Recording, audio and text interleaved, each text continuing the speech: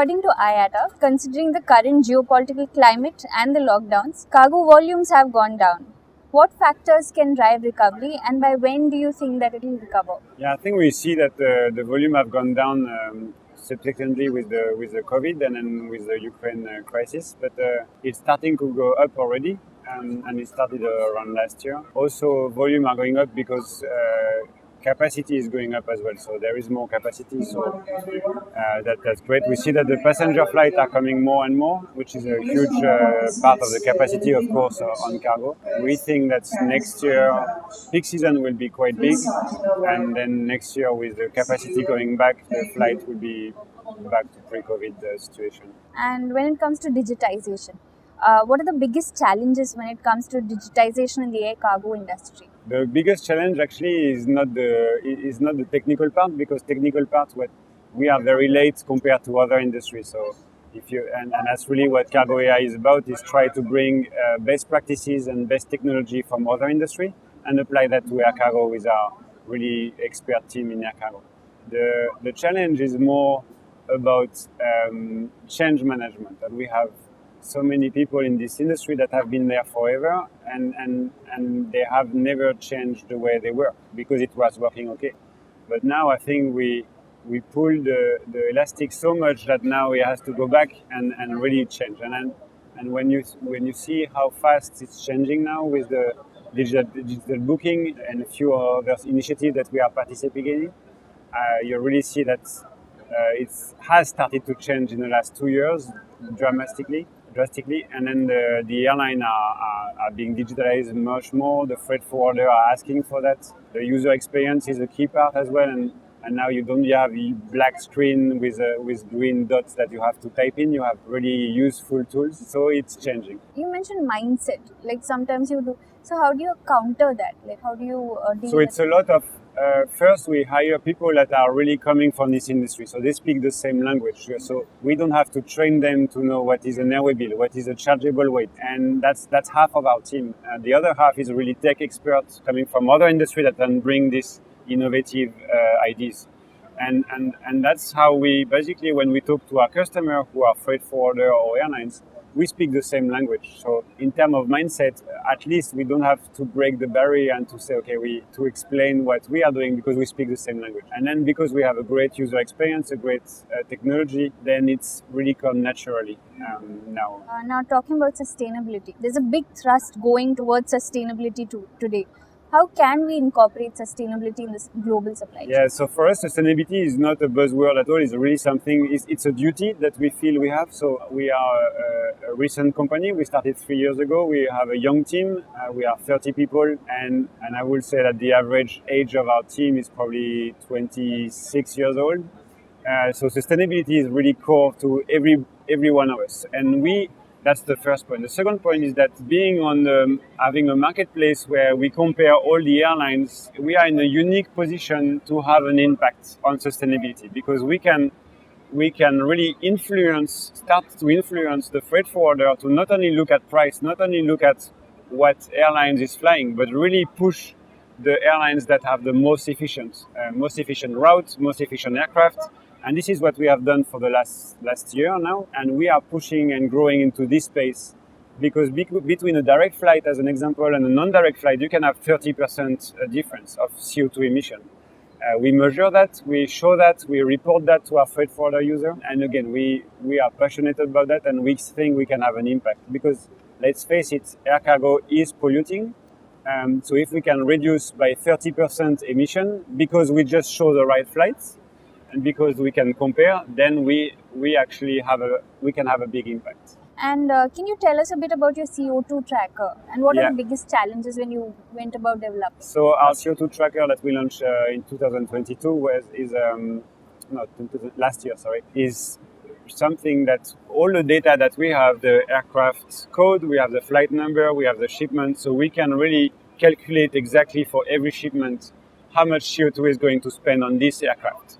And if you take another aircraft, that's a different value. This is very unique, and a lot of CO2 emission calculators are doing average. We are really going shipment by shipment, aircraft by aircraft, which means that, again, at the time of booking, a freight forwarder sees on CargoAi how much will you need to be consumed in CO2 for this if you choose this option, and how much it will be if you choose this option. And then he can compare the rate as well, and then he can select if he wants to make a booking. So if he has a shipper that's really into CO2 emission, then he can actually push the most efficient route. And again, the difference are more than 30% between different routes and between airlines. So that's really something that we are very passionate, and our calculation is using the IATA recognized standard, and also we are moving now also to the European standard, and we can do other standard if there are. But the real thing is that we can show that, we demonstrate it works, we demonstrate it has an impact, and this is also a big issue. Today there is a panel on sustainability where we are talking, or Magali is talking, but it's the last panel of the whole 3 days. There will be less people than the other panel, and for us, it has to move to the first priority. And I think, again, being a young company, we are young, right? So it's about us, it's about our children, there is an urgency. So now that we have this solution that can make an impact, we really want to push that, and it's very, very important to us. And what were the challenges you encountered when you were developing? The challenge is that first we need to do more communication about it and more marketing, so customer freight forwarder knows that it exists and that they can actually and understand what they can do with it and what they can propose to their freight forwarder. The challenge is that up until now, in the last 2 years, capacity has been very bad. The rate have been through the roof. So basically, rate is still a big issue. Although we see that some shippers are pushing to reduce CO2 emissions. So we are in a unique position to be able to give reports to our customer, so they can have this conversation and with data to say, if you want to take the most efficient route, this is going to this much in advert. If you want to take a less efficient route, that's cheaper, but then you spend more CO2. So they can take the decision. And that's a unique position that didn't exist before. And the challenge that we couldn't push this discussion yet because the rate difference is so high and there is inflation in the whole world. So it's not the priority right now. But I'm very optimistic. And as we push more marketing, as we explain to our customer, our freight forwarder, what they can do with it, as the freight rate will go lower next year because of capacity increasing, inflation will go down. So that has to come back to, and maybe legislation as well. So legislation is going to have an impact if there is carbon taxes. And so I'm very optimistic that next year it has to change, and sustainability needs to be the first panel on every agenda and on every topic. And will CargoAi be doing something more on the sustainability front? Yeah, so we launched our calculator last year. We keep improving. We have reporting, and this year we'll launch a few. It's whole products for us. We have 5 products, and sustainability is one of our products. But we are launching this year also, again, the next step to really have those conversations, and that's going to. That's why I say I think starting 2023, I think that's where all the planets will be aligned, so we can finally tackle this and really reduce our emission. Now moving on to the blockchain, that's becoming a new preferred form of payment. And how will air cargo booking be impacted by the role of blockchain in the supply chain? For me, blockchain in cargo is still a buzzword.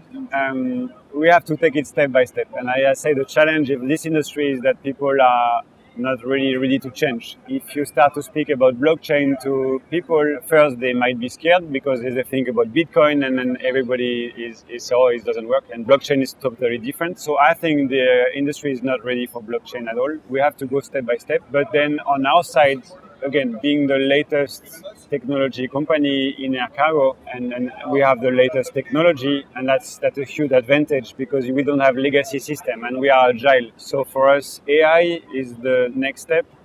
Blockchain will arrive, but that's in a few years, and it has to be step by step. And again, first we have to move to transition from cargo imp FFR to API, to EDI to API, which is a big step, and has moved last year, this year, and next year. And then AI and then blockchain will be the future. And do you think some kind of regulatory framework should be there when it comes to blockchain and this kind of digital currency? I think if you speak specifically about payments, yes, there are regulatory in place, but it already exists. It's not only for air cargo. There is already payments. There are fintech everywhere in the world, and it's not only for air cargo. So and they don't always use blockchain as well, right? So but there is a lot of new solution that exist. This is a space that we are entering to as well. And being in Singapore is a great hub because it's a fintech hub, a logistic hub, a supply chain traditionally. So it's in Asia, which is the moving part of the world for still and will be for a few years. So and there is a lot of regulatory sandbox that we can explore. So for us, payment is a great area we are going to facilitate for small forwarder. But blockchain, I think, will is not on our radar right now. It's something we monitor, but it's something we wait for the industry to be a bit more ready. Also moving on to the Metaverse. The Metaverse is set to optimize visibility, transparency in the supply chain. From the CargoAi standpoint, could you give a weigh-in on this? Could you tell us? Yeah, so on visibility, that's very where we are working on. So we have a unique track and trace feature that covers 150 airlines, which is different from our booking platform. It's another product and we have now 40 forwarder using it. We process thousands of airway bill every day with some of the largest freight forwarder, and also some other tech company that enter this space and that are really interested in our solution. So visibility, definitely. And you see that over the past, in the last 30 years, the quality of the messaging has been going down. So we really did a solution to help that because especially with COVID, there was a lot of panic and that's where you realize the track and trace feature of the freight forwarder or the airline or the legacy IT provider were not up to speed. So that's why they transitioned to us. But then that's for the track and trace and the visibility part. For the Metaverse part, I think it's same as blockchain. It's a nice idea, nice concept, but it hasn't been used in other industry. And air cargo is still very behind. So first we have to catch up with our industry, and then we can then start to, once we catch up in 3, 4, 5 years, with CRMs, digital bookings, with a lot of those technology, then that's where we can start to say, okay, now that we catch up with the other industry, we can speak blockchain, metaverse, and then go full speed. Data collaboration is a point of emphasis that's often discussed. How would CargoAi ensure data collaboration to seal the gaps in the supply chain? So that's an area where we are already announced some partnerships, and for us it's very key. So we started with the booking platform, but the booking is the beginning of the flow, right? So a freight forwarder makes a booking, but after he starts to look for a rate, capacity, and then he makes a booking. And from there, the whole chain of air cargo start to happen. And that's where we are collaborating with a lot of players. We have announced a few, as an example, with a trucking rates company in the US, but there are others that are going to come. And to collaborate, like from this booking, then we have the booking data, we have the user data, and this needs to be used in other area of the chain.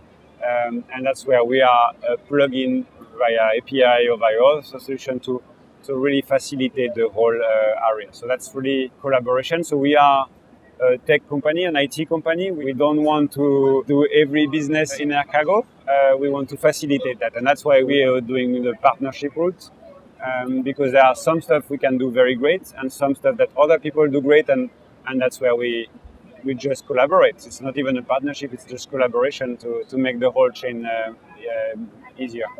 Also, to talk about the future of digital booking and digital freight forwarding, how do you think it will look like maybe in 5 years from now?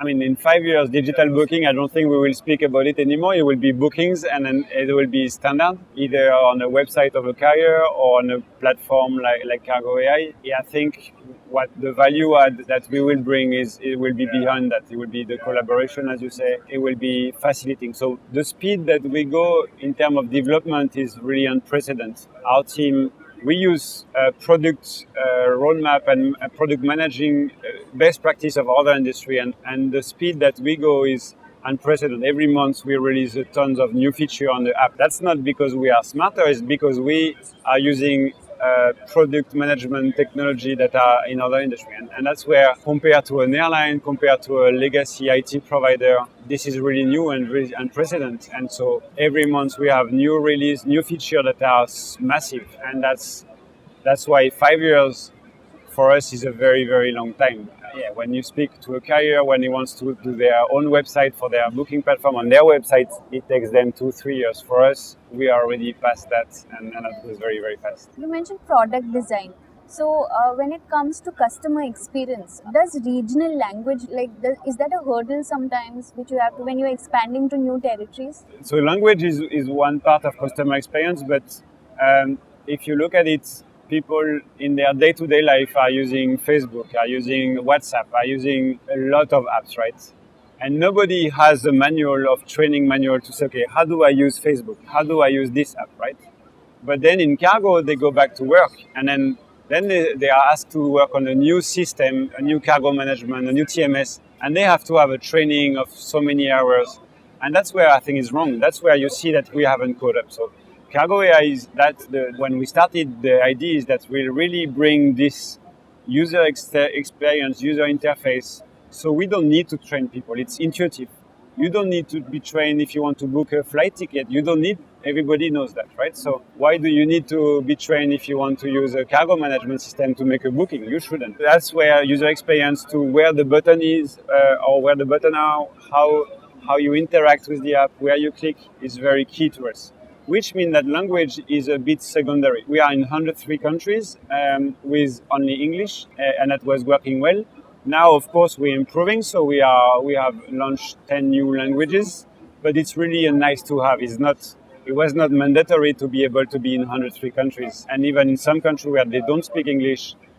I mean, if you see a calendar button, you don't need to speak English to speak on the right date. If you see an airport, you don't need to speak English. So that's really, user experience is really key into everything that we do. We can always be better, and we push the boundary, and we have a feedback loop. So it's not, user experience is not only our team that comes up with great ideas, also having the feedback loop constantly with some of our users, some of our freight forwarders, having this relationship and be able to say, okay, what do you like? Show me how you use the platform. And then we understand, okay, he's looking for this, he doesn't know, so we can be better, we can change the color of a button. That goes up to that. Another side which I think is fascinating is marketing. So on our side, we use modern technology to market the airlines the 60 airlines that are on CargoAi. We market them to our freight forwarder. So our freight forwarder, if they make booking to Chicago, we know that. If they search to Chicago, Frankfurt to Chicago, we know that. We know which airlines are going to Chicago. And then we really push marketing content to those forwarders, no matter where they are, on which platform, on which website. We push them so they can see the advertisement or campaigns or interesting data about the airlines that go to Chicago. And that's really, again, something that has been used in e-commerce for 10 years now, or 15 years. But when you speak about to the airlines about it, that's something that are very, very long way for them to do. And we are able to provide that, bringing those best practice from the other industries.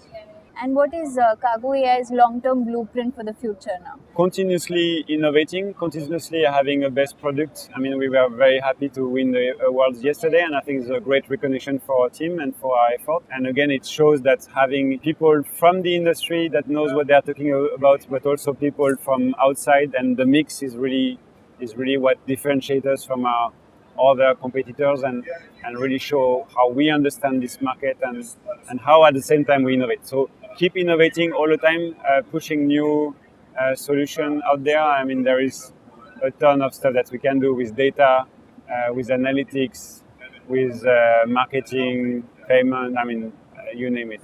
We'll be there for a long time, and that's fascinating. Thank you so much. Thank you very much.